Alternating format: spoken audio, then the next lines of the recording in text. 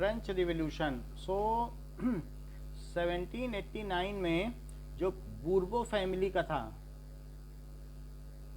Dynasty यानी बूर्बो राजवंश, ठीक है, बूर्बो डायनेस्टी, किंग लुई 16 बना वहाँ का राजा, ठीक है, बिकेम किंग ऑफ फ्रांस। तो इसके बाद 1789 के बाद क्या हुआ कि 1774, हाँ बोलो, 1774 में बना। और फिर उसने 15 साल बाद क्या किया, उसने जनरल असेंबली की मीटिंग बनाई, स्टेट जनरल असेंबली की। क्यों बुलाई? टैक्स इंक्रीज करने के लिए। असेंबली वॉज कॉल्ड, क्यों टैक्स इंक्रीज करना चाहता था? ताकि वो अपना ट्रेजरी भर सके। ट्रेजरी खाली क्यों हो गई थी? गॉड में कराना था। हाँ, तो फ्रांस ने अमेरिका की हेल्प करी। यस, अमेरिका की हेल्प की थी, उसको डीकोलोनाइज किया था, उसकी कॉलोनी हटा दी थी ब्रिटिश की। तो अब 1789 में ये उसने assembly was called to increase tax. अच्छा, इसके बाद जो थर्ड असेंबली के अपर क्लास लोग थे, यानी थर्ड स्टेट के लोग थे, third state representative walked out, वहां से निकल गए और कहाँ इकट्ठा हुए? एंड वो भी पैलेस ऑफ वर्सलीज के पास था। Assembled at indoor of tennis court, court near Versailles. अच्छा, ये वर्सलीज के पास ये जो इकट्ठा हुए, तो ये इनको किसने लीड किया?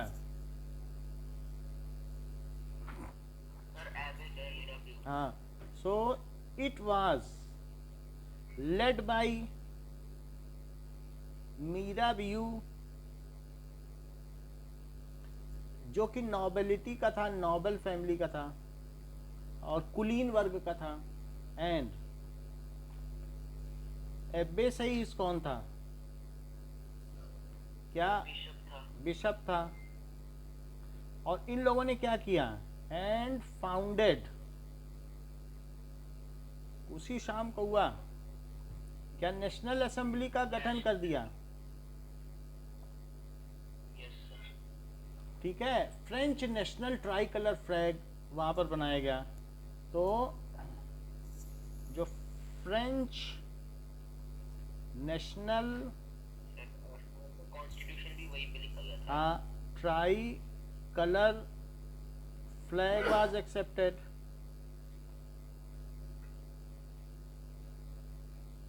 एंड एक ड्राफ्ट ऑफ कॉन्स्टिट्यूशन, जो प्रिमिटिव ड्राफ्ट, वैसे तो कॉन्स्टिट्यूशन बनने में दिन लगते हैं, 2 साल वहां लगे थे कॉन्स्टिट्यूशन बनने में। And draft of, rough draft जिसको कहते हैं, कॉन्स्टिट्यूशन वाज मेड। अच्छा, इसके बाद ये जो मीटिंग बुलाई गई थी, ये 20 जून की मीटिंग थी, और ठीक उसके 24 दिन बाद क्या हुआ? सर 14 जुलाई सर वो बैस्टिल पे हमला कर दिया। अच्छा, तो यहाँ पे क्या हुआ? Constitution made, but Louis 16 denied to work under constitution as constitutional monarch. Louis 16 ने मना कर दिया। ट्रिकोलन क्या लिखा है? ट्राई कलर फ्लैग, यानी उनका जो 3 रंगों का फ्लैग है, कौन कौन से कलर है मालूम है ना? नीला, लाल, सफेद। Blue, red and white. हाँ, सो इस तरीके से Louis 16 denied to work under ये जो असेंबली है, नेशनल असेंबली, उसने कहा कि मैं कॉन्स्टिट्यूशनल मोनार्क तो नहीं बनूंगा, एब्सोल्यूट मोनार्क बनूंगा। तो उसने मना कर दिया। तो 14 जुलाई को क्या हुआ, the dissatisfaction arrows among people, पहले से ही वहाँ की पॉपुलेशन बढ़ रही थी और वहाँ पर फूड ग्रेन का शॉर्टेज था और ऐसे में ये टैक्स बढ़ाने की भी बात कर रहा था। सो जो डिससेटिस्फाइड पीजेंट्स थे, पीजेंट, ये इन्होंने अटैक किया, अटैक्ड जो वहाँ के सामंत थे, जो उनसे टैक्स लेते थे, उनके घरों में अटैक किया और साथ ही साथ बास्तील जेल में भी अटैक कर दिया। सो ठीक है, अटैक्ड ऑन बास्तील जेल, और जो जगह जगह की बिल्डिंगें थी, सरकारी दफ्तर, जो गवर्नमेंट बिल्डिंग्स थी, उन पर भी अटैक किया गया। Bastille jail and looted arms, looted arms. ये घटना पूरे यूरोप की सबसे महत्वपूर्ण घटना थी, क्योंकि एक कॉमन पीपल ने वहां पर क्या किया था, सरकारी आवास पर राजा के खिलाफ बगावत की थी। तो इसने पूरे यूरोप में क्रांति का बिगुल बजा दिया। और वहां का जो एक अल्मनाक है, that is cover of German, जो पत्रिका नहीं निकलती, मैगजीन, उसमें बास्तील जेल के अटैक को प्रमुखता से छापा गया कवर पेज पर। तो एक अल्मनाक निकलता था जो कि मंथली मैगजीन थी, तो इन लोगों ने इसे प्रमुखता से छापा। नाउ अच्छा, ये काम होने के बाद क्या हुआ, now Louis 16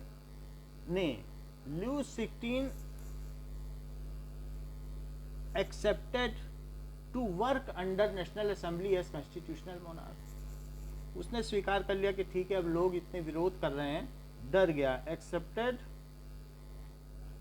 to work under constitutional monarch, ठीक है, under national assembly as constitutional monarch. उसने बोला कि हम नेशनल असेंबली के अंडर में काम करेंगे और संवैधानिक राजा बनेंगे, हम संविधान को मानते हैं जो तुमने बनाया है। Work under national assembly, under constitutional as constitutional monarch. अब वो बोलने लगा कि मैं एक जो है संवैधानिक राजा हूं, मैं संविधान की रक्षा के लिए राजा हूं, अपने राजवंश के लिए नहीं हूं, एज कॉन्स्टिट्यूशनल मोनार्क।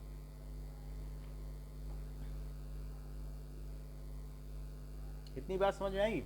अच्छा, उस समय का क्या था कि दो तरीके के लोग थे, एक पैसिव सिटीजन्स थे, वो क्या करते थे, 4 लाख मैन थे, 4 मिलियन मैन थे, सॉरी 3 मिलियन मैन थे, जिन्हें वोट देने का अधिकार नहीं था क्योंकि वो लैंडलेस थे। 3 मिलियन मैन थे। अच्छा, अब जरा देखो कि अगर आपको याद हो, then this is the flow chart कि किस तरीके से कॉन्स्टिट्यूशनल मोनार्की वहां की चलती थी। तो constitutional monarchy, now let us see it. ये फिगर याद है आप लोगों की, पिछली बुक में था कि इसमें एक्टिव सिटीजन और पैसिव सिटीजन थे इस तरीके से। तो इसमें क्या हुआ कि 3 मिलियन यानी 30 लाख तो आदमी थे, और फिर इसके अलावा ऑल वीमेन भी पैसिव सिटीजन थी, उनको भी सफरेज का राइट नहीं था, वोटिंग का राइट। एंड जो यूथ थे एंड चिल्ड्रन बिलो 25 ईयर्स, ये सारे पैसिव सिटीजन थे। इसके ऊपर एक्टिव सिटीजन थे, वो कितने थे सर? वुमेन और यूथ कितने थे? ये टोटल मिला के 240 लाख लोग थे, यानी 24 मिलियन। ठीक, अब जरा देखो एक्टिव सिटीजन कौन थे। सर जो टैक्स 4 मिलियन 40 लाख लोग, सिर्फ 40 लाख लोग ही थे, 4 मिलियन थे। जो हाईएस्ट टैक्स पेयर्स थे वही, और इनको वोटिंग का राइट था। तो ये वोट देते थे। वोट किसके लिए देते थे? कितने इलेक्टर्स को चुनते थे? 50,000 हाँ, 50,000 तो इलेक्टर्स को चुनते थे 50,000 को ये चुनते थे। ये इलेक्टर्स किसको चुनते थे? सर 345 नेशनल असेंबली को चुनते थे क्या? यस सर नेशनल असेंबली में कितने लोग थे? 745 अच्छा, तीन जो स्तंभ होते हैं किसी डेमोक्रेसी के, वो क्या होते हैं? विधायिका, लेजिस्लेचर, इसका क्या काम है? एग्जीक्यूटिव एंड जुडिशरी लेजिस्लेचर क्या करती है? मेकिंग ऑफ लॉ हाँ, विधायिका ये लॉ बनाती है। फिर इसके अलावा एग्जीक्यूटिव क्या करता है? लॉ को लॉ जो बनता है उसको वो इनकारपोरेट कराता है, यानी प्रोमलगेट कराता है, इन एक्शन लाता है। तो एग्जीक्यूटिव में कौन था? क्या किंग था? और किंग था, और कौन थे? मिनिस्टर भी थे, फाइनेंस मिनिस्टर, फॉरेन मिनिस्टर, इस तरीके से कई कई मिनिस्टर, होम मिनिस्टर, तो मिनिस्टर्स भी थे। तो नेशनल असेंबली का इन पे कंट्रोल रहता था। राजा अपनी मर्जी से जिसे चाहे चुन ले, लेकिन नेशनल असेंबली इसको कंट्रोल करती थी। और वीटो पावर राजा के पास थी। उस वीटो का मतलब क्या होता है? कि जब वो मर्जी, क्या वो जब भी चाहे तो नेशनल असेंबली को सर हटा सकता है भंग कर सकता है, इसको डिसॉल्व कर सकता है। So king has a special power to dissolve. क्या उसने 2 साल के अंदर अंदर इसे 17 बार डिसॉल्व कर लिया? क्या इसका मजाक बना के रख दिया? जब भी वो कोई लॉ बनाती थी ये डिसॉल्व कर देता था। तो ये कार्यपालिका है।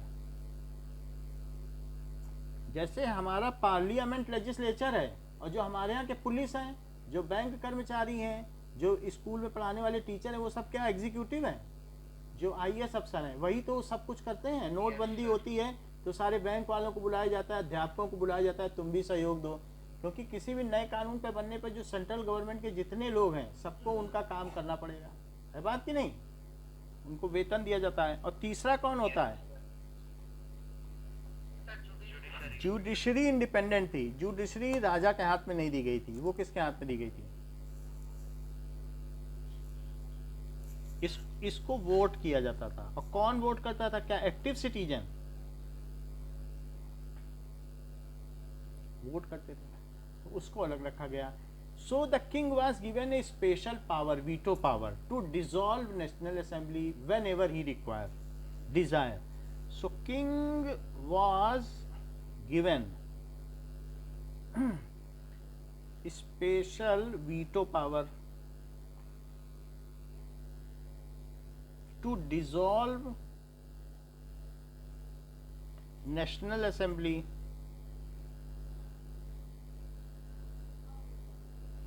whenever he desires। ऐसी उसको चीज दी गई थी। नाउ सर हाँ, सर नेशनल असेंबली को सर ये किंग डिसॉल्व कर सकता था मतलब भंग कर देगा, कहेगा तुम लोगों को मैं नहीं मानता, फिर से चुनाव कराओ, अब नई नेशनल असेंबली आएगी उसे मैं मानूंगा। जैसे हमारे यहाँ पार्लियामेंट को कौन भंग कर सकता है? राष्ट्रपति रामनाथ कोविंद जी, जब चाहे भंग कर दें। तो उसी तरीके से जैसे स्टेट में होता है राज्यपाल, वो जब चाहे तो चीफ मिनिस्टर और उसकी पूरी सभा को, पूरा जो वहाँ विधानसभा है, विधान भवन है, सबको भंग कर दे। और इसी तरीके से जो आपकी सेंट्रल जितनी भी है पार्लियामेंट, उनको भंग करने का अधिकार किसको मिला है? राष्ट्रपति को। इमरजेंसी लगा दे, भंग कर दे, बोले ये इलेक्टेड मेंबर काम के नहीं, सेना के हाथ में शासन होगा। तो इस तरीके से इसको क्या पावर थी? ये सब इलेक्ट होके आए और फिर इन्होंने एक कानून बनाया। राजा ने कहा ऐसा कानून बना रहे हो, तुम्हें भंग किया, जाओ अब फिर से होगा चुनाव। तो उनका कोई मान्यता रहेगा ही, कोई कंट्रोल रहेगा क्या? और राजा ने ही इन मिनिस्टर को चुना है। तो राजा के अंडर में मिनिस्टर है, तो मिनिस्टर इसकी बात मानेंगे कि इसकी? राजा की। इसलिए मिनिस्टर पे भी इनका कोई कंट्रोल नहीं था। अब देखो Now National Assembly was dissolved many a times, 17 times during 2 years of its tenure. यानी 89 में बनी थी, 89 में 1774 से 1789 तक ये मोनार्क था और 1789 से 1793 तक ये कॉन्स्टिट्यूशनल मोनार्क था। सर 92 था। हाँ, मोनार्क। और वो भी किस घटना के बाद वो मोनार्क उसने बनना शुरू किया संवैधानिक, कब एग्री किया बताइए? क्या ये जो बास्तील जेल पे जो अटैक हुआ उसी से वो डर गया था? Yes sir. अच्छा, अब इसके बाद देखो, now national assembly was dissolve.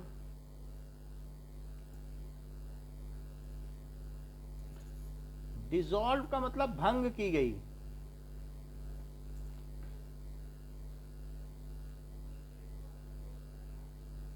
Dissolve bye Louis 16।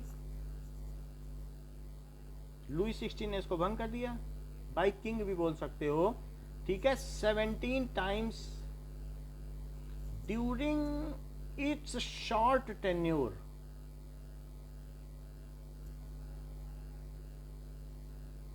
Of 2 years।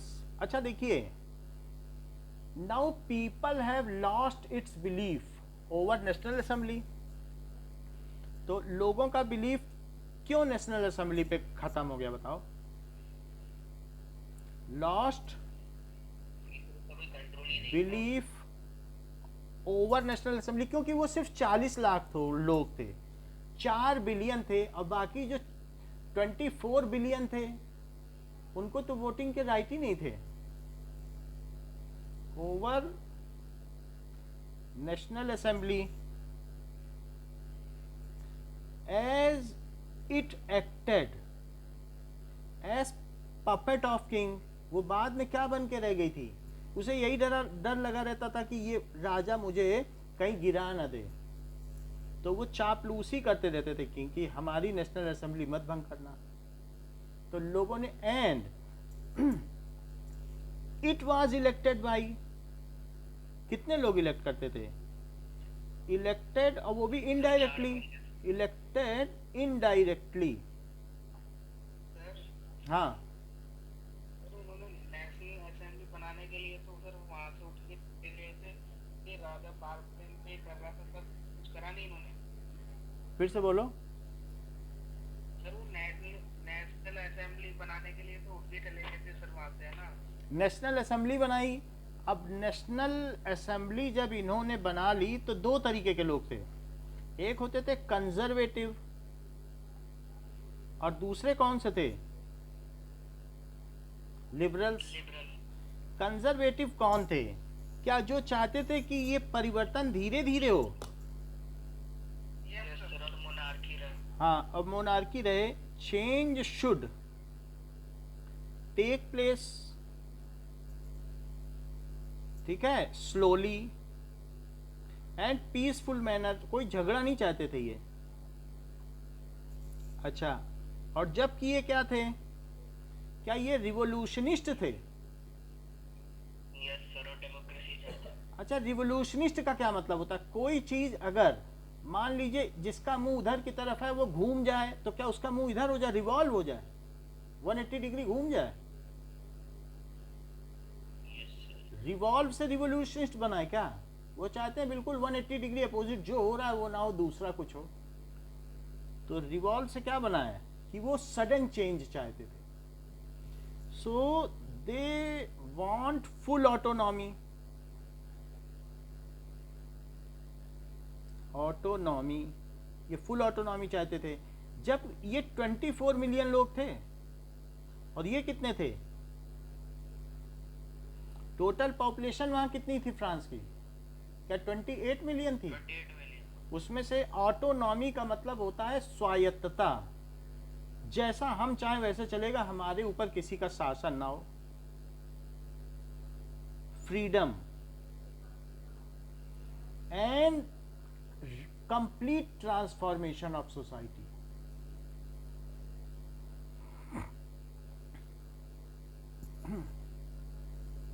Complete transformation of society. क्या ऐसे लोग जो थे, वो सेंट जैकब जो कि फ्रांस का रहने वाला था, उसने जैकोबिन्स क्लब बनाया था, और वो लोग ही रिवोल्यूशनिस्ट थे? बोलो। Yes sir. Saint Jacob was a liberal, formed Jacobins club. वो कहाँ का रहने वाला था? क्या पेरिस का रहने वाला था? Formed Jacobins club. और ये लोग, बहुत सारे क्लब चल रहे थे उस समय पर जॉन लॉक, मॉन्टेस्क्यू और रोस्यू, ये बड़े बड़े राइटर हुए, रिवोल्यूशनिस्ट हुए, और उन्होंने अपनी बात लोगों तक पहुंचाई कि राष्ट्र की क्या अवधारणा है, what is the concept of nation, people should be free, ऐसे ऐसे बड़ी बड़ी बातें की गई। वो सब जो है कॉन्स्टिट्यूशन में भी दिखाया गया नेशनल असेंबली के। तो अब लोग चाय के क्लब में, टी पार्टी में ये बात करने लगे कि हाँ नेशन होना चाहिए, ऐसा होना चाहिए। लेकिन सबसे फेमस क्लब किसका माना गया? Jacobin club. हाँ, Jacobins club. It was most famous, it was famous club, and one of its member कौन था? क्या मैक्समिलियन? हाँ, मैक्समिलियन रॉबेस्पिरे। इसने इसी के अंदर एक और चीज फाउंडेड कर दी, कन्वेंशन। उसने फाउंडेड कर दिया एक और शाखा, कन्वेंशन, और खुद उसका हेड बन बैठा, and became head of it. अच्छा, तभी ये सब हो रहा था तो लुई 16 ने देखा कि वहां तो नेशनल असेंबली को कंट्रोल करना मुश्किल है, यहाँ ये भी हो रहा है फ्रांस में। ये लोग धारीदार, क्या स्ट्रिप्ड कपड़े पहनते थे जो जैकोबिन्स थे। Yes, they are wearing striped cloth, और अपनी इनकी अलग पहचान थी। ये अपने आप को रिवोल्यूशनिस्ट दिखाते थे कि हम रिवोल्यूशन चाहते हैं और हम कंजर्वेटिव नहीं है। जरा देखो, ये जैकोबिन्स क्लब की ड्रेस है, क्या स्ट्रिप्ड पैजामा है दोनों का? बताइए। तो ये जैकोबिन्स क्लब की ड्रेस है। अच्छा, अब देखिए, now Louis 16 was aware of all these things going on with in France. तो उसने क्या किया? वॉज अवेयर ऑफ, कंजर्वेटिव्स का भी कोई क्लब था? कंजर्वेटिव नेशनल असेंबली के लोग थे। वो चाहते थे राजा रहे, भला कोई प्रजा कैसे चला सकती है। तो नेशनल असेंबली, क्या नेशनल असेंबली के हाथ में सत्ता आ चुकी थी? बताओ, क्योंकि ये कॉन्स्टिट्यूशनल मोनार्क किसके अंडर में काम कर रहा था? क्या यही कंजर्वेटिव के अंडर में काम कर रहा था? नेशनल असेंबली के अंडर में तो काम कर रहा था। कंजर्वेटिव कुछ कमाल दिखा पाए? बताओ, कोई कमाल दिखाया उन्होंने? तो अब बारी आती है लिबरल की। अब लिबरल को कमाल दिखाना था। So Louis 16 was aware of all activities. वो जान रहा था ये जैकोबिन्स धीरे धीरे पावरफुल होते जा रहे हैं, और ये 24 मिलियन लोग हैं। And he secretly negotiated with king of Prussia, Victor Emmanuel, उस समय राजा था विक्टर इमैनुअल वन, वहां का, उनसे उसने बातचीत की। एंड सीक्रेटली नेगोशिएटेड, क्या मैरी एंटोनिटी ऑस्ट्रिया की प्रिंसेस थी?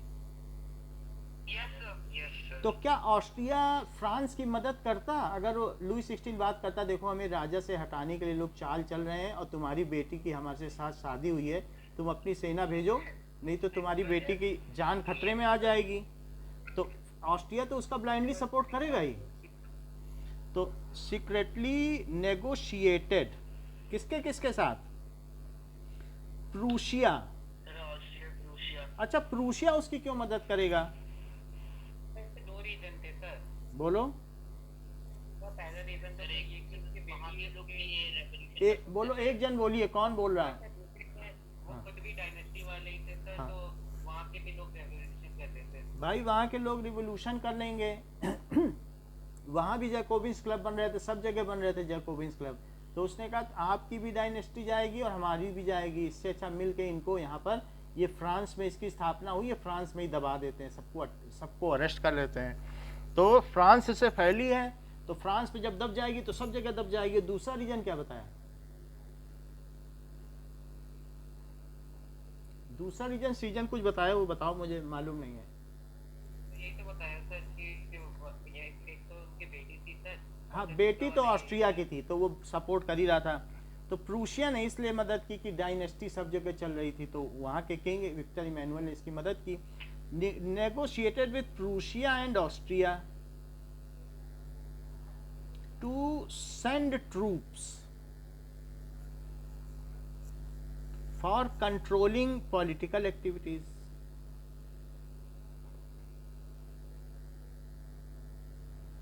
अच्छा,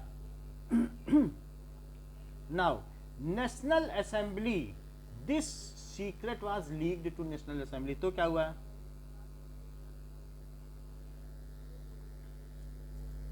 सर लोग वहाँ के लोग जो ऑस्ट्रिया प्रूशिया के साथ war declare leaked to national assembly, और नेशनल असेंबली ने क्या किया? वॉलेंटियर्स को कॉल किया कि जो चाहते हैं आर्मी में ज्वाइन कर लो। National assembly called volunteers to join army.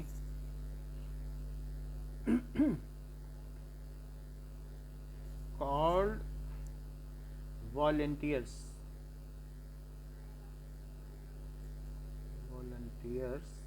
to join army. तो क्या सबसे पहला जत्था जो निकला वो मर्सिलीस के गांव से निकला? सो फर्स्ट जत्था, दैट इज वॉरियर्स, जो वॉलेंटियर्स थे, ग्रुप, तो came out from Marseilles city,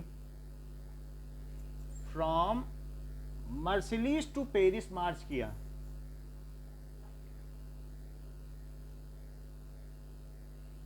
to Paris by singing song. और क्या वही आज वहां का राष्ट्रगान है? ठीक है।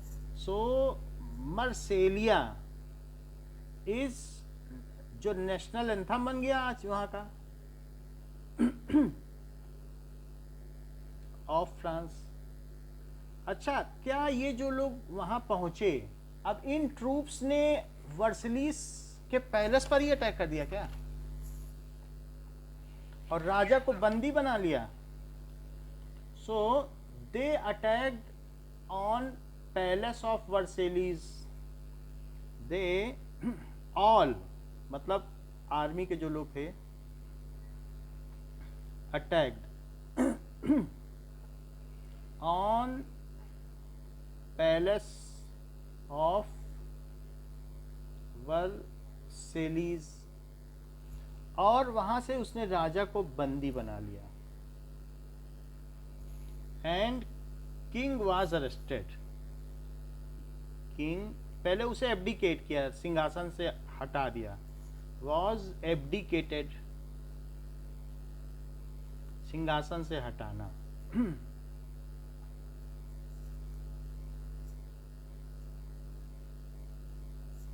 और क्या किया? And arrested. अच्छा, अब इसके बाद क्या हुई? तो इतना होने पर ये जानते हो कब हुआ? ये सब चीजें हुई हैं 89 के सितंबर में हो गई। ओके, नाउ एक मिनट, जस्ट होल्ड, मैं आपको सही डेट बताता हूँ कि ये सब आप सही बता रहे हो। नाउ ठीक है, अब ये सब देखिए, ऑन 21 सितंबर 92 ये सब काम हुआ। 21 सितंबर, क्योंकि 2 साल तो नेशनल असेंबली रही है, तो 92 तक तो रही है, 89 से नेशनल असेंबली आई है ना। 1792 ये काम हुआ। The constitutional monarchy was abolished, कि अब यहां कोई भी राजा नहीं रहेगा।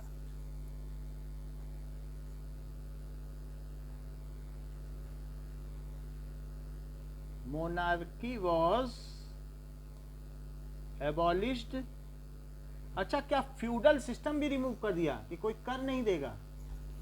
और अगर कर देंगे तो सारे लोग कर देंगे क्या?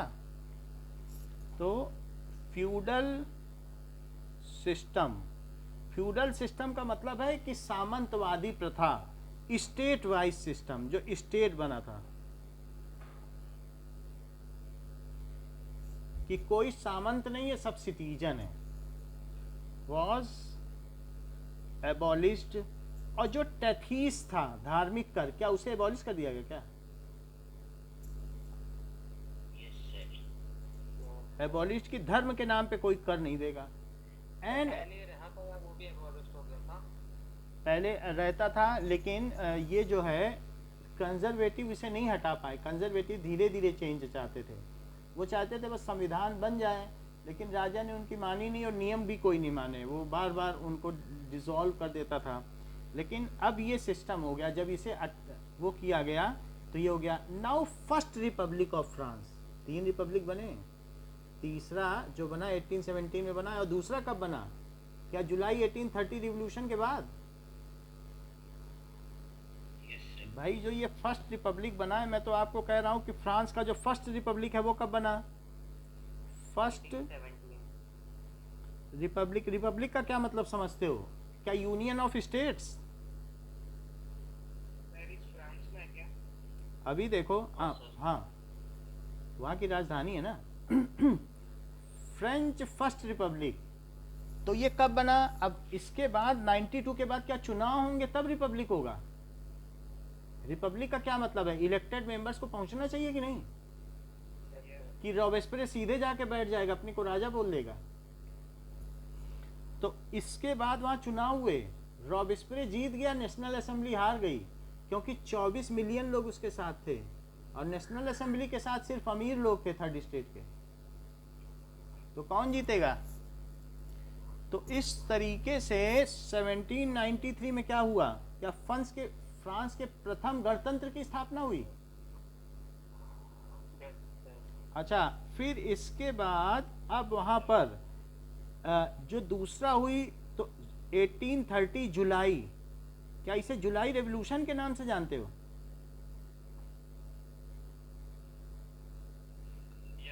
क्योंकि जो चार्ल्स टेन था उसने प्रेस की स्वतंत्रता छीन ली थी। क्या चार्ल्स टेन ने सारी स्वतंत्रता छीन ली, लोगों ने फिर वहां पर विद्रोह कर दिया, और ये था फ्रांस का सेकंड रिपब्लिक। हम इसकी कहानी बताएंगे। फ्रांस का कैसा रिपब्लिक बना? Second Republic.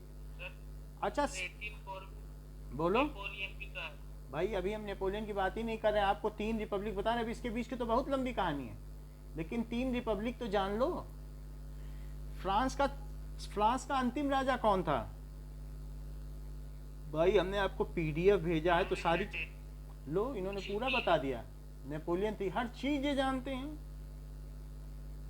भाई। ये इसीलिए तो कहते हैं जो दृश्यम होता है, देखी हुई चीज आदमी कभी नहीं भूलता। तो आज उसका आपने कमाल देखा कि 1870 में थर्ड रिपब्लिक बना, और यही फाइनल रिपब्लिक था। और लास्ट किंग कौन था? क्या नेपोलियन था 3, जिसके इस तरीके के दाढ़ी मूछे थी, याद आ रहा है?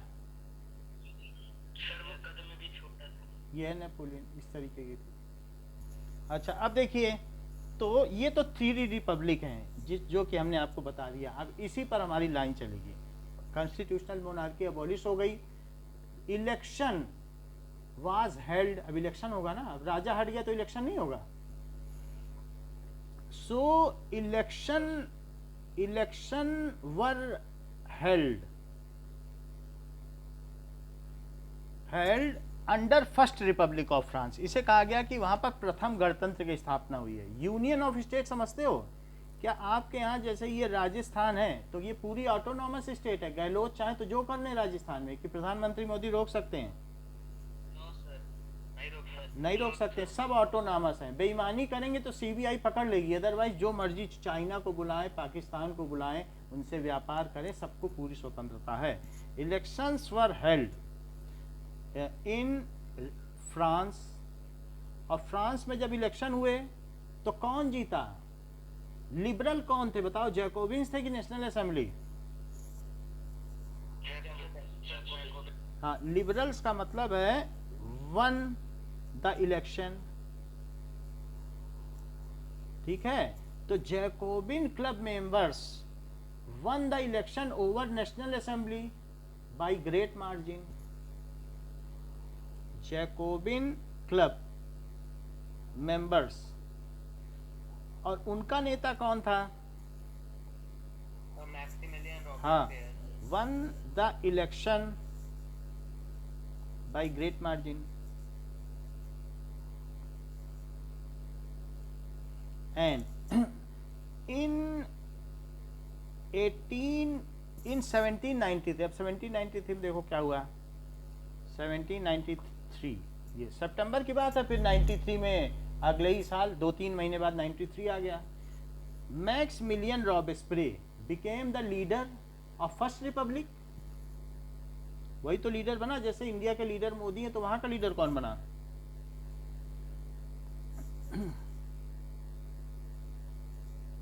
पियरे, ठीक है। बिकेम लीडर, किसका लीडर बना? ऑफ इलेक्टेड, उसकी जो इलेक्टेड असेंबली है उसका क्या उसने नाम रख दिया? क्या उसका नाम भी उसने कन्वेंशन ही रख दिया? कन्वेंशन। और इस तरीके से leader of elected and became leader of France. पहले तो किसी भी असेंबली का नेता चुना जाता है, जैसे मोदी बीजेपी के नेता हैं जो वहां की वन असेंबली है, फिर देश के भी प्रधानमंत्री हैं। And became leader of first republic of France. पहली बार ऐसा हुआ कि लोगों ने चुना और उसका लीडर वहां पहुंचा, रिपब्लिक ऑफ फ्रांस। अच्छा, मैक्समिलियन रॉबेस्पियर ने क्या किया? तो मैक्समिलियन रॉबेस्पियर ने लुई 16 का कोर्ट मार्शल किया। जरा देखें। सो अब जब उसके हाथ में सत्ता आ गई लुई 16, तो वहां पर क्या था? पहले से ही सत्ता में था। तो ये जो लीडर थे, लुई 16 वाज कोर्ट मार्शल्ड या ट्रायल्ड बाय कोर्ट। जुडिशरी तो अलग ही थी। Louis 16 was trialled by court and found convict, अपराधी मान लिया गया। कन्विक्ट बोल दो, विक्टिम बोल दो, जो भी मानना चाहे आप बोल सकते हैं। विक्टिम, जो भी उस समय वहां फ्रांस में हुआ नुकसान हुआ, उन सबका विक्टिम माना गया। अब इसके बाद क्या किया गया? एंड गुलोटिन्ड, और उसको गुलोटिन कर दिया गया। गुलोटिन एक मशीन होती थी। ये किस तरीके की मशीन होती थी? नाउ सी, एक इस तरीके की मशीन होती थी जिसमें ऊपर से ये चीज गिरती थी और नीचे इस पे गिरती थी। इसके बीच में सर रख दिया जाता था आदमी का, और फिर वो जब ये इस पे गिरेगी तो क्या होगा? क्या सर अलग गिर जाएगा? तो गिलोटिन, उससे 1 साल पहले ही तो इसका आविष्कार हुआ था, और उसका वहां पर जरा देखें कि गुलोटिन कर दिया गया। ये देखो,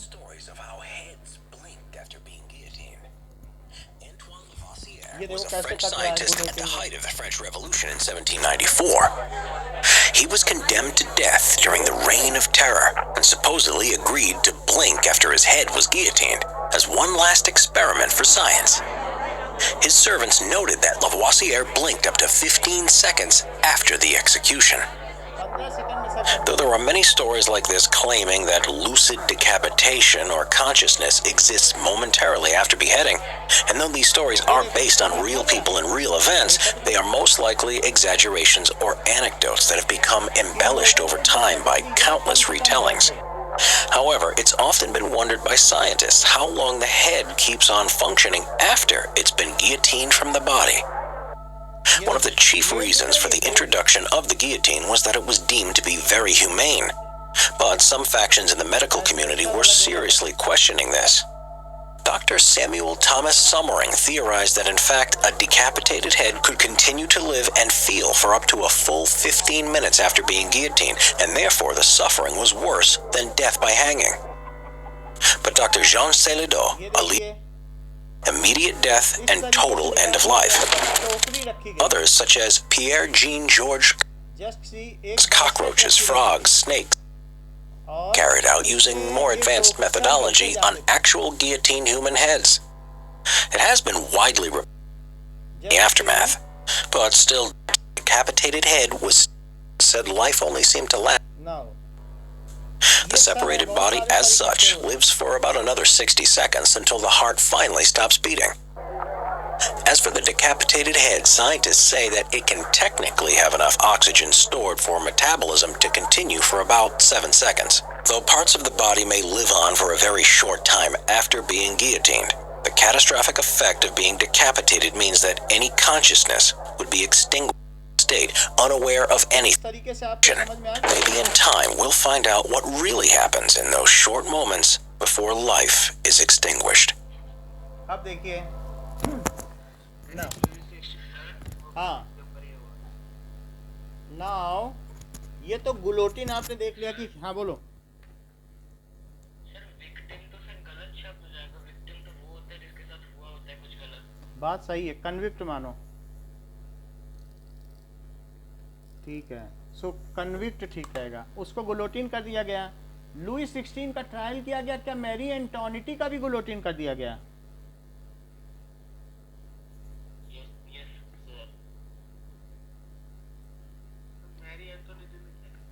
अभी देखो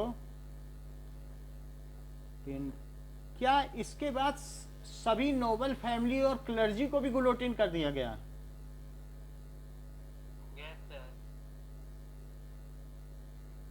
एंड क्लर्जी क्या सभी नेशनल असेंबली वालों को भी गुलोटिन कर दिया गया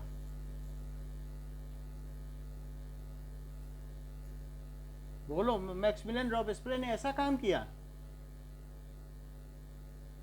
He also guillotined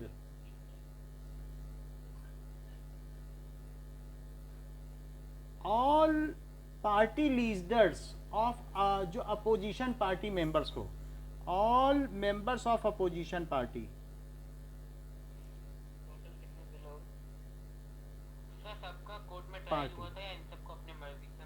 कोर्ट में तो बस ऐसे ही ट्रायल किया फालतू में दिखाने भर के लिए और सबको गुलोटिन कर दिया क्या इसके बाद उसने जैकोबिन्स क्लब के उन लोगों को भी गुलोटिन कर दिया जो उसके इस तरीके का विरोध कर रहे थे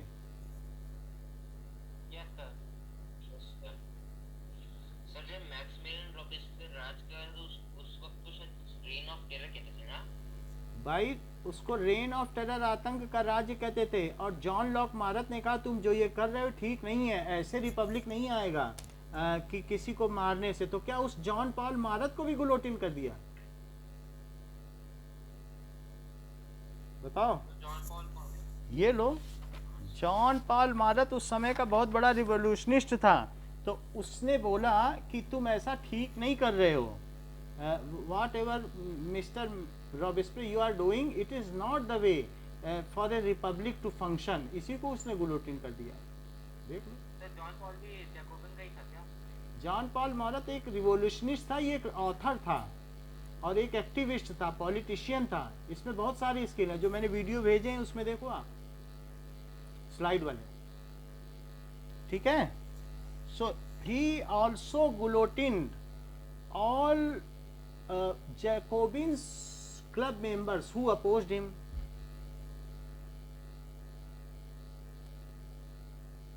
तो लोगों को पसंद आएगा ऐसा राजा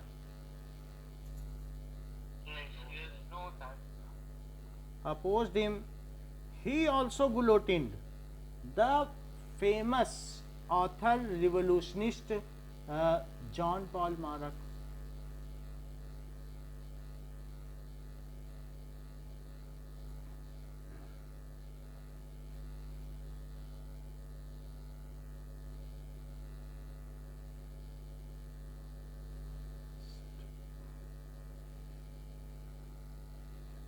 ऐसी स्थिति में जॉन पॉल मारत, अब देखो एक साल बाद, तो वो कब राजा बना था? 93 में। So after 1 year of his जो ruling was known as reign of terror.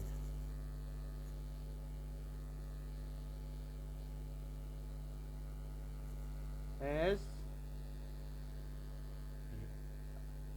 Rain of terror, आतंक का राज्य कहा जाता है। Ultimately court found him victim, court ने उसे क्या माना? विक्टिम मान लिया। एंड कन्विक्ट मान लिया। नाउ विक्टिम गलत है, कन्विक्ट बोलो। So rise of nationalism in Europe, history, Jaiswal classes. Now ultimately court found him victim and guillotined, उसी को गुलोटिन कर दिया क्या? हाँ बताओ। कन्विक्ट लिखो ना भाई, आप कन्विक्ट लिखो, गलत चीज क्यों लिखोगे?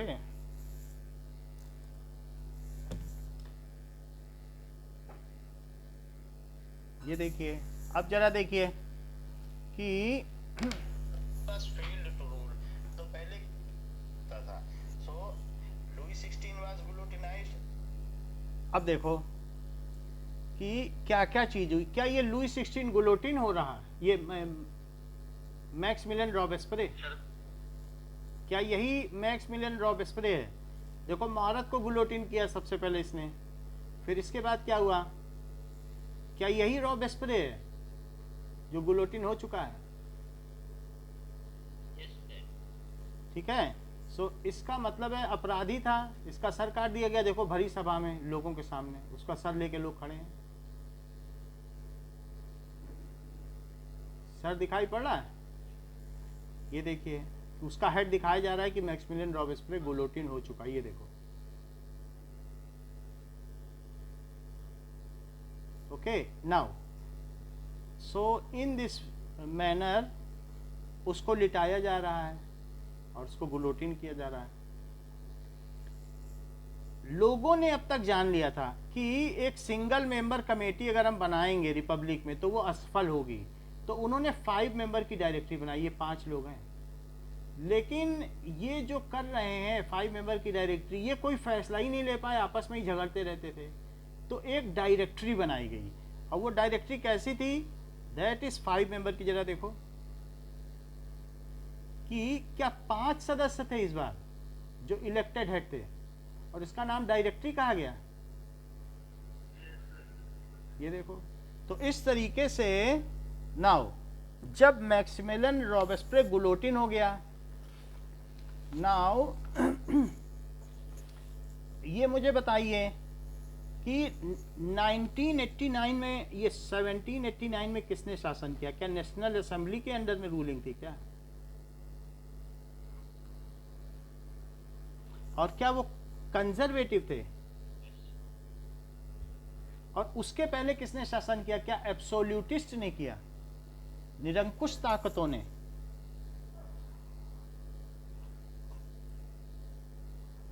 ये फिर एब्सोल्यूटिस्ट कहे जाएंगे, जैसे कि किम जोन है, कि उनकी बात से जरा इधर उधर हुआ तो वो क्या करेंगे? मरवा देंगे। उसको क्या कहते हैं? एब्सोल्यूटिस्ट कहते हैं। जो जरा सा इधर उधर, जैसे निरंकुश राजा होते हैं ना, मोनार्क, कुछ मोनार्क होते हैं, कुछ एब्सोल्यूटिस्ट होते हैं, उसमें और निरंकुश होते हैं। एब्सोल्यूटिस्ट, बाद में इनकी डेफिनेशन लिखाई जाएगी। एब्सोल्यूटिस्ट मोनार्क, तो उसने शासन किया। अब जरा देखिए, किसी के में देखो वो चल रहा है, माइक ऑन है, और ये कंजर्वेटिव है और नेशनल असेंबली। इसके बाद 1793 में कौन आया? कन्वेंशन आया। सर कन्वेंशन किसका था? क्या लिबरल्स का था? यस सर और इसका हेड कौन था? Maximilien Robespierre. रॉबेस्पियरे। अच्छा, इन इसका हेड मीराबियू था। मीराबियू ने इसको लीड किया, वो जीत भी गया और इस तरीके से आ गया। ये कन्वेंशन था, कन्वेंशन भी चला गया। अब कौन आने वाला है 1804 में? अब इसके बाद अब हाँ, लेकिन इसके बाद 1793 में फिर डायरेक्टरी आ गई। इट इज 5 मेंबर कमेटी, ठीक है। लेकिन क्या हुआ बताओ? आफ्टर मैक्स हाँ हाँ बोलो डायरेक्टरी में एक ही बनी थी क्या? क्या भाई? डायरेक्टरी बस एक ही बनी? एक डायरेक्टरी बनी थी और उसने 1804 तक शासन किया। आफ्टर एक साल चली थी बस। आफ्टर कन्वेंशन लोगों ने देख लिया कि सिंगल आदमी को नहीं रखना है। आफ्टर कन्वेंशन, ठीक है, सर कौन से डेट को डायरेक्टरी आई थी? क्योंकि दोनों में 1793 है। जब ये जो गया है, इट इज इसको गुलोटिन कब किया गया? एक मिनट रुको। तो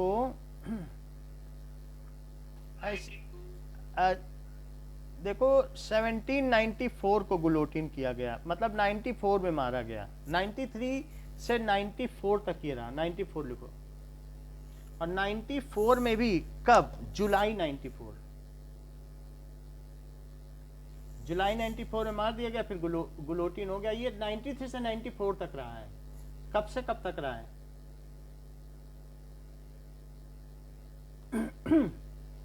अब देखो, now the power came under directory, वो भी इलेक्टेड मेंबर्स थे, कहने की जरूरत नहीं है। Now power came under hand of directory. Directory में सर पांचों की अलग-अलग वोटिंग हुई थी। 5 की वोटिंग, जैसे आजकल पहले पंच नहीं होते थे, और आज भी 5 मेंबर की ज्यूरी नहीं बनती, 5 जज मिलके बैठते हैं, किसी पे फैसला करते हैं। तो उसी तरीके से डायरेक्टरी होती थी, 5 लोग होते थे अंडर हैंड्स ऑफ डायरेक्टरी, ठीक है। इट इज इलेक्टेड कमेटी, ये इलेक्टेड कमेटी होती थी।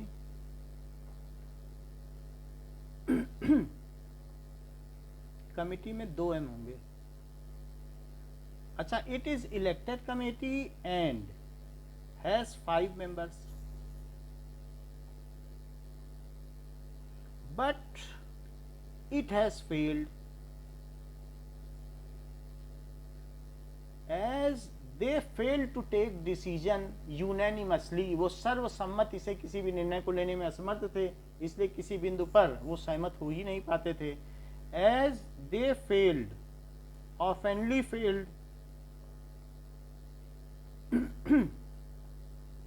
to take decision unanimously, ऑफलाइनली मतलब? अक्सर। ऑफेनली का मतलब वो अक्सर किसी भी बिंदु पर सहमत नहीं हो पाते थे। और यूनानिमसली का मतलब क्या होता है?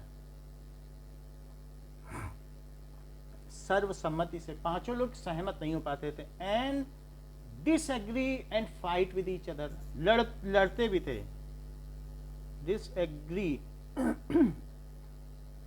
And fight with each other. इसका लाभ किसने उठाया? ठीक है, सर नेपोलियन। हाँ, सो नेपोलियन,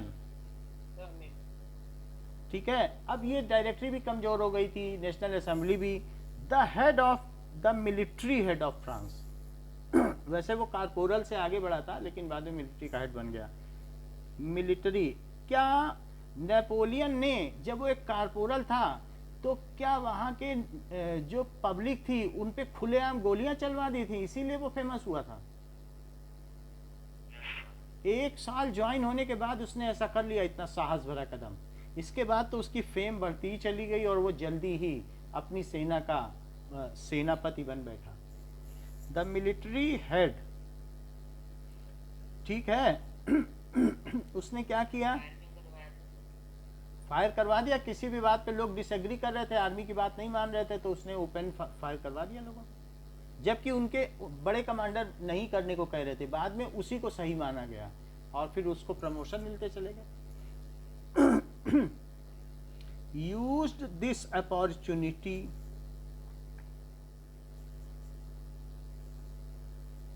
and proclaimed himself, इसको किसी अभी इलेक्शन की जरूरत नहीं है,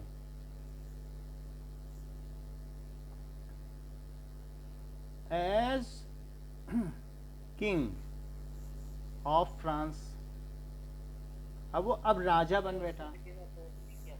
बोलो, सर उसको किसी ने अपोज नहीं किया। जब सब कुछ वहाँ वीक चल रहा है, उसके साथ पूरी आर्मी, या आर्मी को कौन अपोज करेगा? कितनी बार जनरल परवेज मुशर्रफ बन गए प्रधान, वहाँ के राष्ट्रपति पाकिस्तान के, किसने अपोज किया? प्रधानमंत्री को गिरा दिया, बोला हम यहाँ के मुख्य हैं, हमें बनना है। इसी को तो तख्ता पलट कहते हैं, हर बहुत जगह ही होता रहता है। अभी आपने वर्मा में नहीं देखा, तख्ता पलट हो गया, सेना से लड़ रहे हैं लोग, वो गोली चलाती है लोगों पे। जो वहाँ का सेना का मुख्य है, उसने प्रधानमंत्री को हटा दिया म्यांमार में, देखा है कि नहीं? रोज न्यूज आती है। So just wait for 1 minute. Mic ऑफ कर।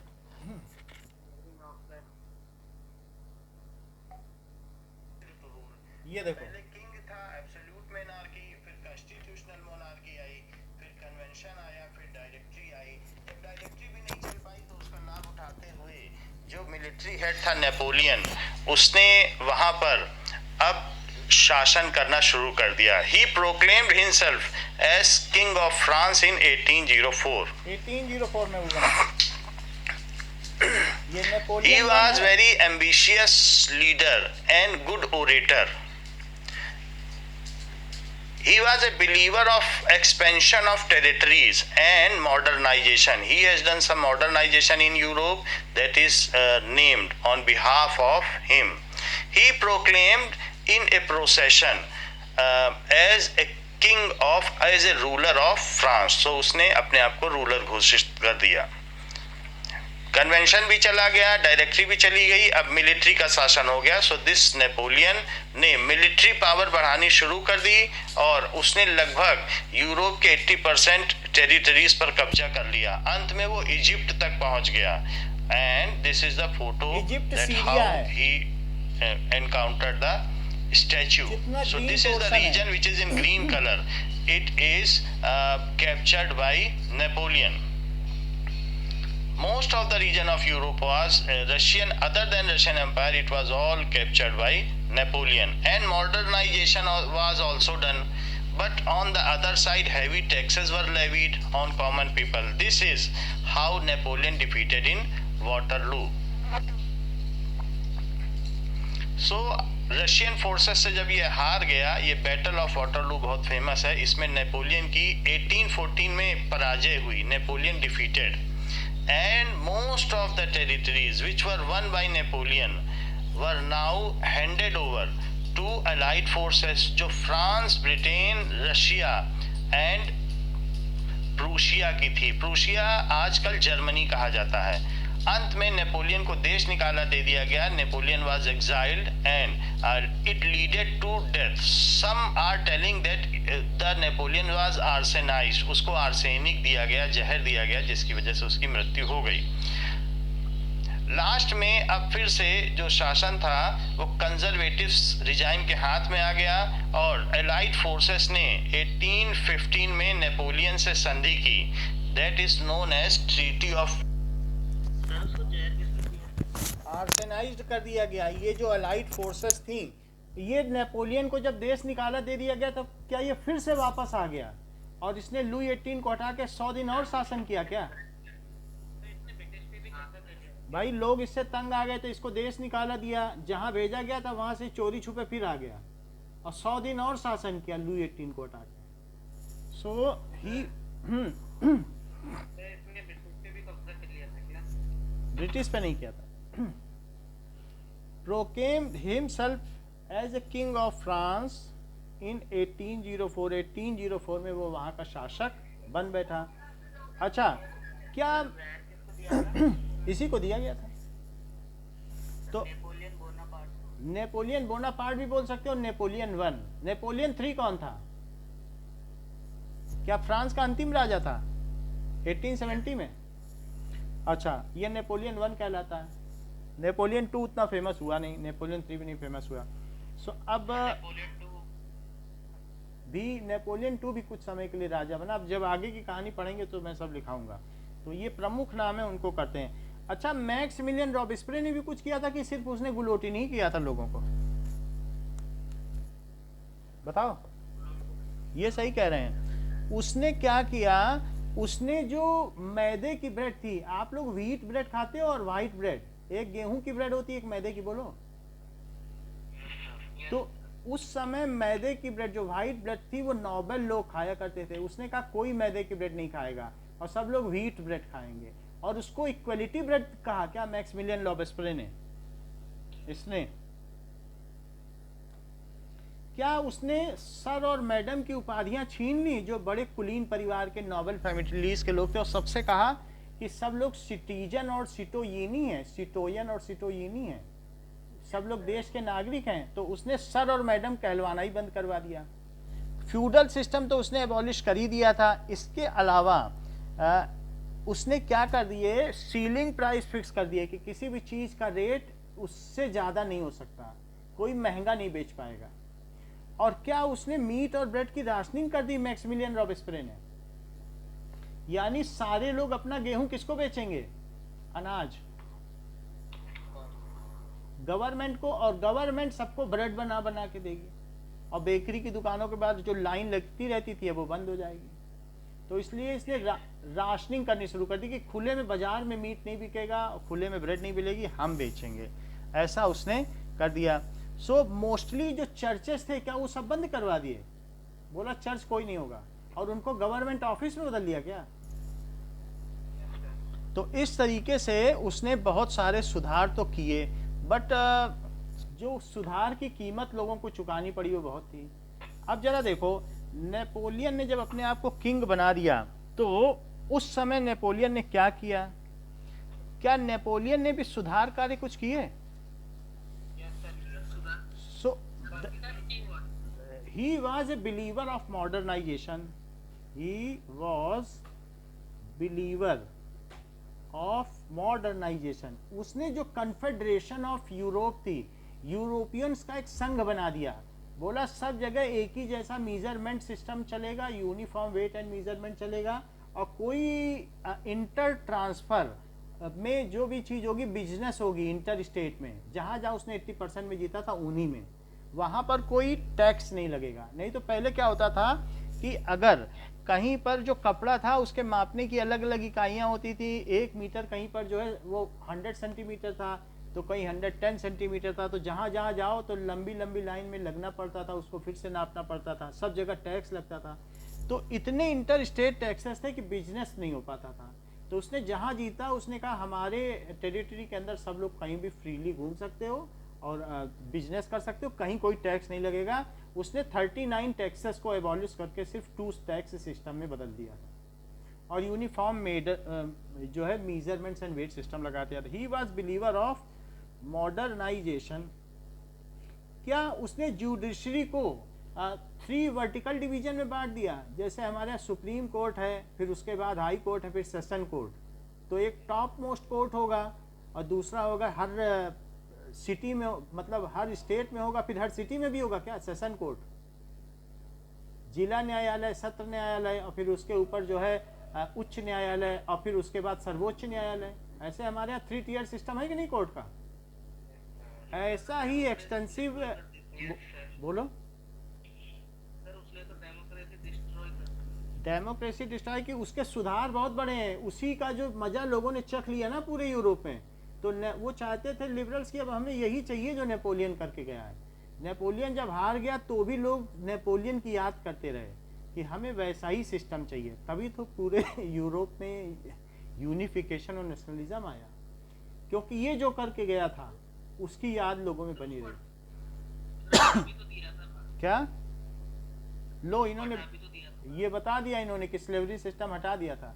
बिल्कुल सही आपने कहा, उसने स्लेवरी सिस्टम पूरे यूरोप में हटा दिया जहां जहां रहा, उसने कहा कोई स्लेव नहीं रहेगा, हर चीज में तो लोगों ने मजा लिया। It was so correct. He was believer of modernisation. उसने क्या क्या किया? सो ही इनकॉर्पोरेटेड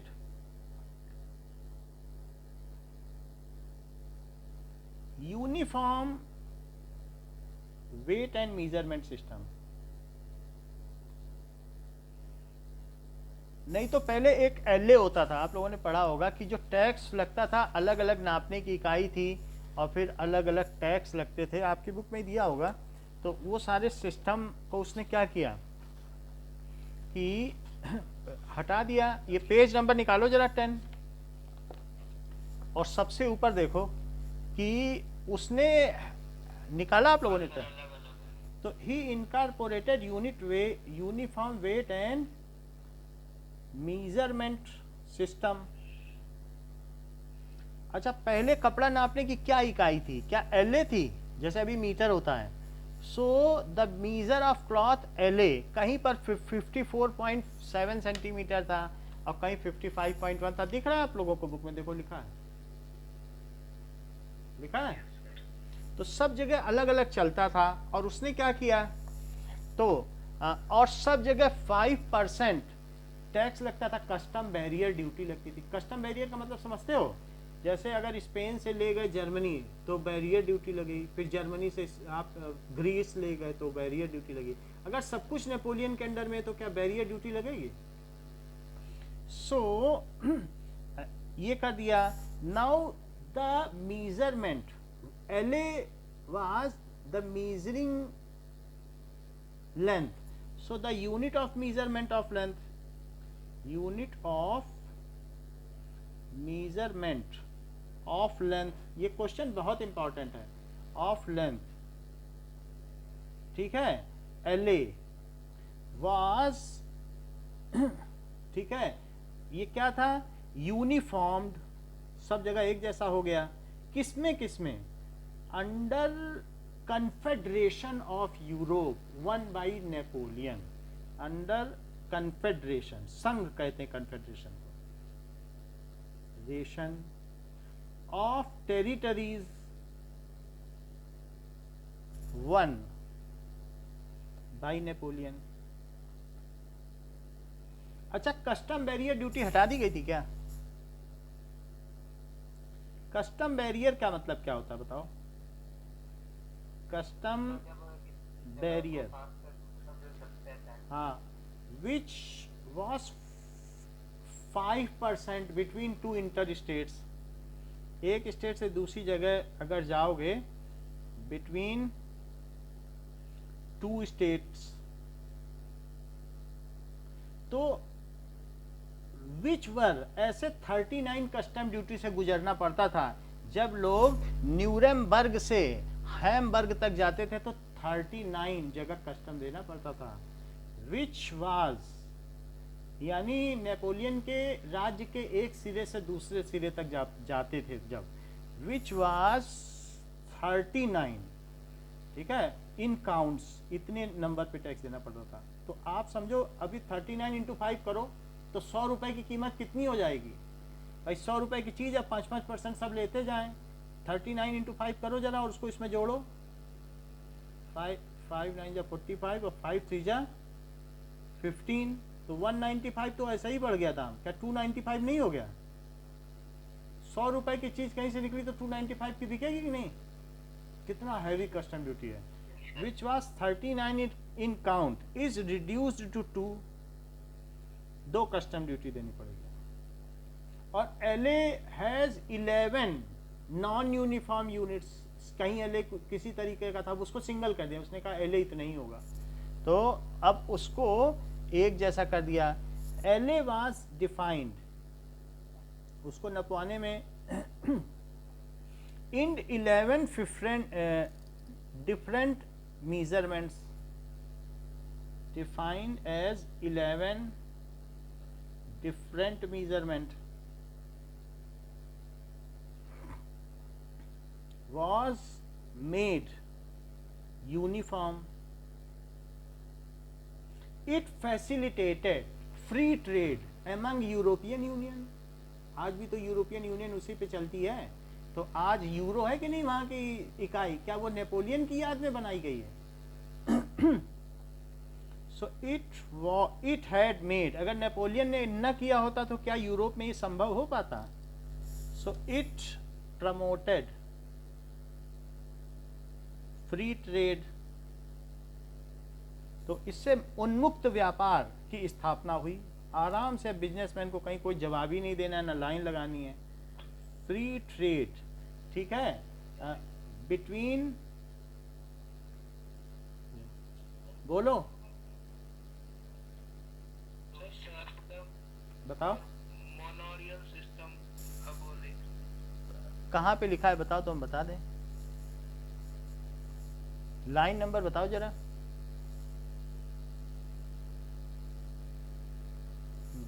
पहला पैराग्राफ तो ये, उसके बाद कहाँ है?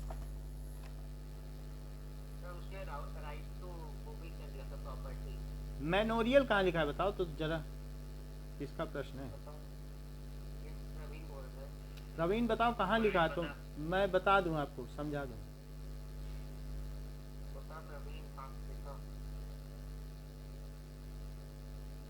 लाइन पूरी पढ़नी पड़ेगी ना, तो हम बता देंगे। अब ऐसे तो नहीं, बोल के चुप हो जाओगे तो हम क्या बताएंगे।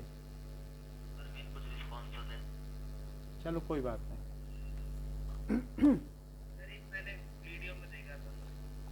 हाँ तो वीडियो सब फर्जी होते हैं, वीडियो में मत देखा करो। मैनोरियल का भी हमें मतलब नहीं मालूम, सेंटेंस पूरा पढ़ेंगे तब समझ में आएगा, ऐसे पता नहीं चलता है। तो ये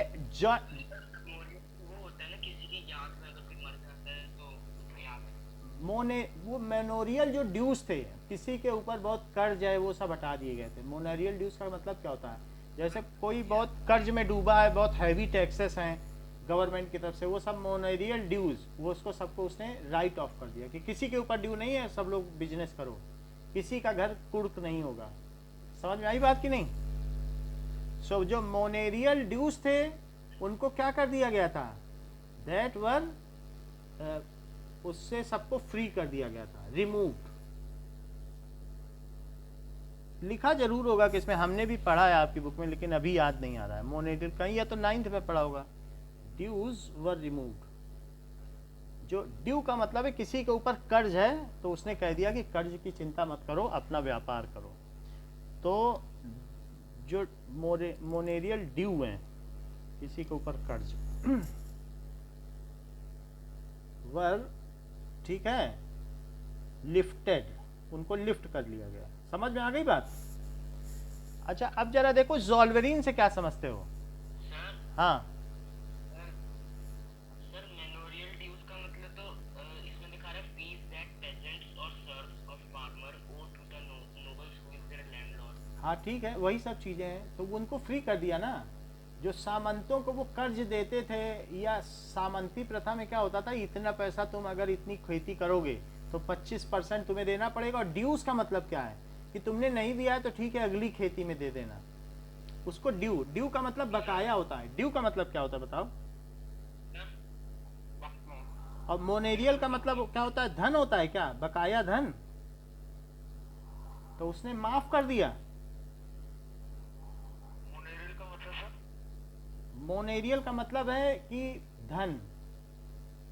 मॉनेटरी से ही तो मनी बना है। मनी, मॉनेटरी, मोनेरियल, ये सब एक ही तो है। रेस्ट्रिक्शन क्या होती है? क्या? लो अब यही चीज आप तो सब पहले बता देते हो, तो हम क्या बताएं? लो इन्होंने बता दिया, Zollverein is the confederation of European union. उन्हीं 39 जो स्टेट्स थी उनका संघ ज़ोल्वेरिन है। ये किसने बताया आप लोगों में से? सब पहले पहले बताओगे तो हम क्या पढ़ाएंगे? पढ़ के सब बैठे हैं। ज़ोल्वेरिन ये क्या थी? Zollverein was formed a custom union.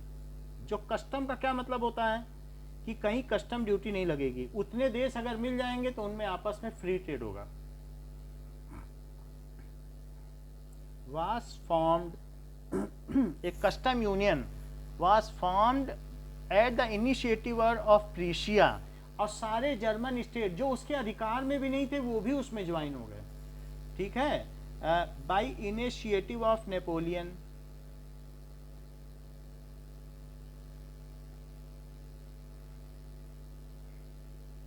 जॉल्वरीन बना दिया, ये बहुत इंपॉर्टेंट क्वेश्चन है। जॉल्वरीन क्या है? कस्टम यूनियन ऑफ 39 स्टेट्स का बनाया गया, ऑफ स्टेट्स, ठीक है, विच वाज, हाँ, जर्मन यानी Prussia and Russia also join this, कि हम भी शामिल होना चाहते हैं, हमसे भी फ्री ट्रेड करो। जो उसके अंतर्गत नहीं थे वो भी शामिल हो गए। बोलो।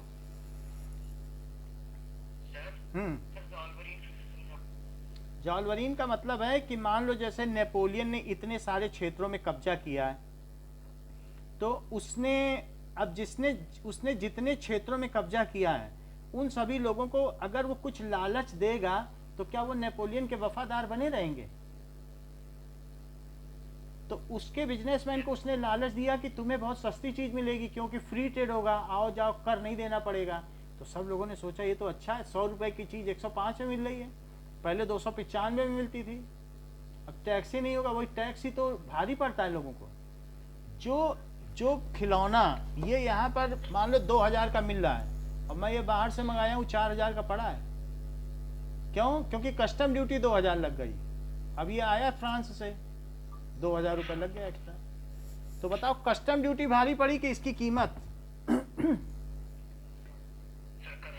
कस्टम ड्यूटी भारी पड़ गई क्योंकि वो सरकार को गई। इसी तरीके से 39 स्टेट और बाद में साथ में जर्मनी और रशिया बोले हम भी आना चाहते हैं, ये तो तुम्हारा बहुत अच्छा सिस्टम है, हमारे यहाँ के व्यापारियों को भी आने दो यूनियन में।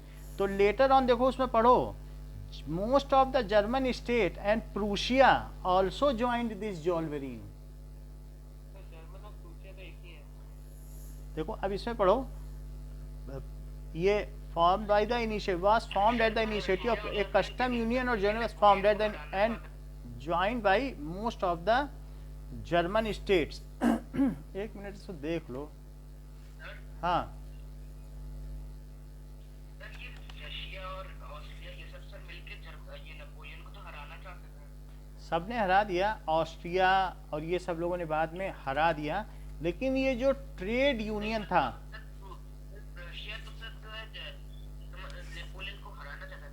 देखो 4 लोगों ने मिलकर हराया है, ब्रिटेन, ऑस्ट्रिया, प्रूशिया और रशिया, 4 लोगों ने बाद में हरा दिया। तो देखो ये बात है कि कस्टम ड्यूटी की बात है, जो व्यापार होता है ना उसको फ्री ट्रेड, अगर मान लो हमने हाथ मिला लिया होता फ्रांस से तो क्या ये चीज हमें 2000 रुपये देनी पड़ती? भारत सरकार ने मिला लिया होता, बोले कि हमारे यहाँ की चीज तुम्हारे यहाँ जाए तो तुम टैक्स ना लो, तुम्हारे यहाँ की हमारे यहाँ आए तो हम टैक्स ना ले, तो तुम्हारे भी बिजनेसमैन को फायदा, हमारे भी। बोलो बात सही है कि नहीं? जैसे यहाँ से नेपाल को जाता है, नेपाल से यहाँ आता है तो हम लोग टैक्स नहीं लेते हैं। ऐसे बहुत सारे inter state custom duty removed हो गई हैं, कई देश को स्पेशल स्टेटस दिया गया है ऐसे। लेकिन अभी हमारे और फ्रांस के बीच में ऐसा समझौता नहीं है। लेकिन वहाँ उस समय जब ये चीज़ बनी तो ये किसके इनिशिएटिव से बनी थी? कह रहा है कि it was made at the initiative of Prussia, Germany के इनिशिएटिव से बनी थी। लेकिन most of the European states और जर्मनी वो भी इसमें शामिल हो गए। लेकिन ये कब बनी थी बताओ? ठीक है, बात तो ये ठीक है, फॉर्म्ड एट द 1834, तो ये नेपोलियन के बाद की बनी है। तो जॉल्वरीन ये बाद में बनी है, तो हम ये नेपोलियन में इसकी चर्चा नहीं करेंगे। ठीक है, इन 1834 लिख भी लो तो ये आप लेटर ऑन कर देना, नेपोलियन के सुधारों में नहीं होगा, लेटर ऑन। और किसने बनाई बताओ? बाय इनिशिएटिव ऑफ, अच्छा ये किसके देखने पे बनी? क्या नेपोलियन ने ये जो सुधार किए थे, यूनियन बनाई थी, क्या उसको देखते हुए इन लोगों ने बनाई? बताओ। ये उसका फॉलो अप है। और क्या इसी के आधार पर most of the German state Prussia ने जीत लिए थे और उसको जर्मनी का यूनिफिकेशन कहते हैं क्या? ये जो बाद में 39 स्टेट मिल गए ना जर्मनी के, उन्होंने मिलकर उन्मुक्त व्यापार किया। तो प्रूसिया का कौन था? वो विक्टर इमैनुअल। तो विक्टर इमैनुअल ने फिर सबको मिला लिया, बोला हम सबकी एक साझा संस्कृति, एक साझा व्यापार है, तो अब लोग चलो हम मिलकर, ऑटो वन बिस्मार्क उसका मंत्री था, उसके साथ मिलकर एक जर्मनी की स्थापना करें। बताइए।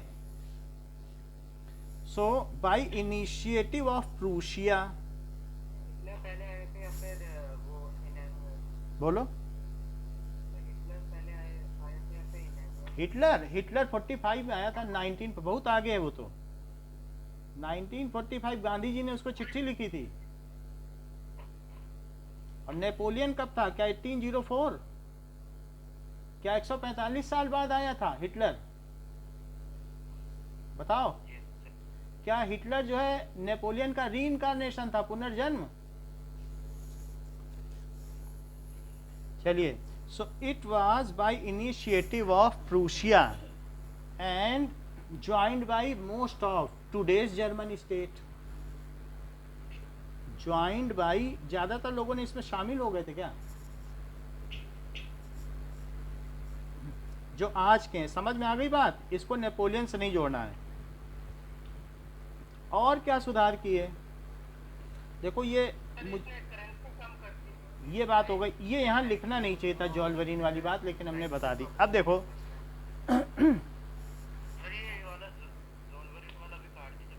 आपने बात की थी तो हमने लिखवा दिया, बट सन नहीं देखा था हमने, सन 84 में था। ये इसमें होना नहीं चाहिए, इसको यहाँ नहीं लिखना चाहिए। नेपोलियन की बात है तो नेपोलियन की आनी चाहिए, तो 1834 है इसलिए लिख दिया। ठीक है, सो आफ्टर नेपोलियन लिख सकते हो। अब देखो कि इसके अलावा उसने जो जुडिशरी सिस्टम को भी सुधार कार्य किया। सो नाउ नेपोलियन ने कई कई चीजें कर दी। सो ही इम्प्रूव्ड जुडिशरी सिस्टम, ही इनकॉर्पोरेटेड 3-tier जुडिशरी सिस्टम। इससे फायदा क्या हुआ बताओ? क्या अब आपको अपने घर के बाहर न्याय मिल जाएगा कि वहां जाना पड़ेगा पेरिस?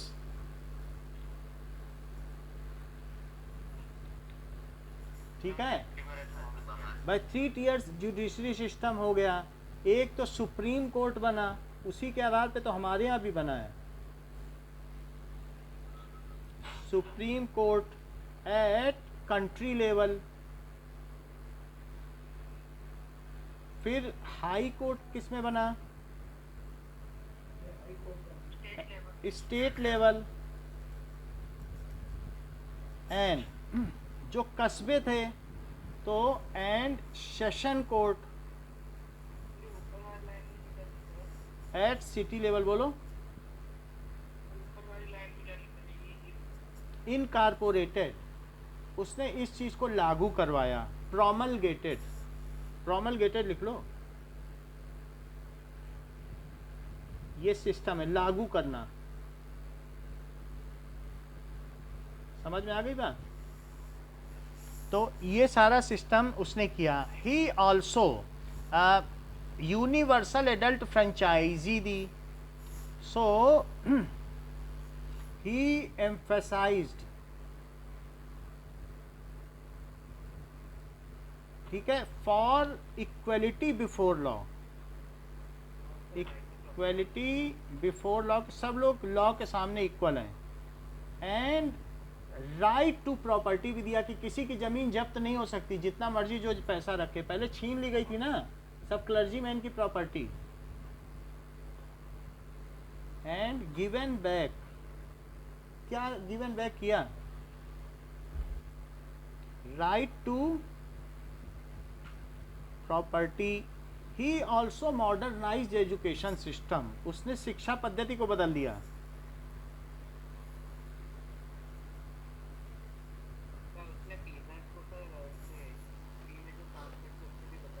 हाँ, और स्लेवरी को भी बदला। मतलब उसने जो स्लेव्स थे फ्री में, यानी दिहाड़ी मजदूर, बंधुआ मजदूर। सो ही मॉडर्नाइज्ड एजुकेशन की किस भाई आपके पिता ने पैसा नहीं दिया, अब आपका पूरा पीढ़ी दर पीढ़ी लोग हमारे यहाँ नौकर बने रहो, ये सब हटा दिया। पहले ऐसा होता था। ही रिमूव्ड, वो क्या बता रहे थे उसके लिए वर्ड क्या बताया आपने? ही बॉन्डेज सिस्टम, बॉन्डेड लेबर बोला जाता है। क्या बोला जाता है? यही बोला जाता है। ये सिस्टम किससे? सर्फडम ना, यही चीज है बंधुआ मजदूर। कि आपके पिता ने नहीं दिया है पैसा तो आप हमारे यहाँ उनके बच्चे नौकर बने रहो, तो इससे रिमूव कर दिया। और इसके अलावा ही इनकॉर्पोरेटेड यूनिवर्सल एडल्ट फ्रेंचाइजी। इसका क्या मतलब है? क्या राइट टू वोट है क्या? कि सबको वोटिंग राइट है, चाहे उनके पास जमीन हो या ना हो? सही बता रहे हो आप। आपकी बातों में सच्चाई है। Franchise that is known as suffrage. Suffrage का मतलब क्या है? कि सबको वोटिंग का right to vote, right to vote for all including women. क्या? अरे यही तो सबसे इम्पोर्टेंट है क्वेश्चन नेपोलियन पे, और कोई क्वेश्चन बनता ही नहीं है। बुराई, अच्छे काम बताने होते हैं बस। फॉर ऑल इंक्लूडिंग, इसी से लिबरलाइजेशन हुआ, including women. So these all are acts of liberalization, act of liberalization. He abolished slavery system.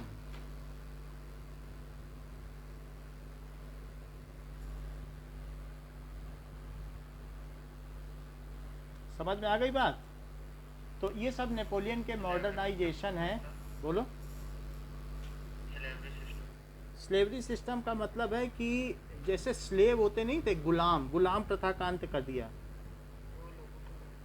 गुलाम मतलब कोई पैसा नहीं देंगे, बस 2 रोटी दे देंगे और तुम्हें मेरा घर काम करना पड़ेगा। पहले गुलामी होती थी, और उसने एबॉलिश कर दिया, निर्मूलन। ठीक, या उन्मूलन लिख लो। इतना ही रखिए आज के लिए। Thank you. कल 10 बजे क्लास होगी मॉर्निंग में।